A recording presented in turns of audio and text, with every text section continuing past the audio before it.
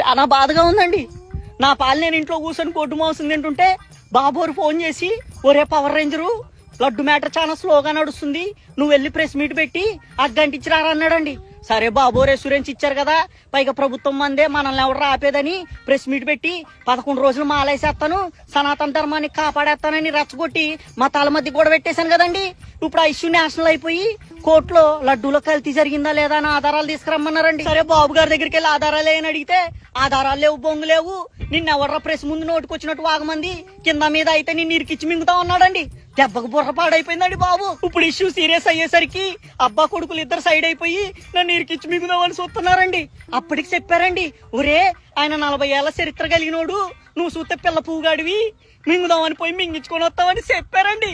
నేనేం లేదండి. అయ్యో బాబోయ్ చాలా లోతుగా దింపేశాడండి. పెయిన్ తట్టుకోలేకపోతున్నానండి. మీరు మాత్రం కొద్దిగా జాగ్రత్తగా ఉండండి బాబు గారితో.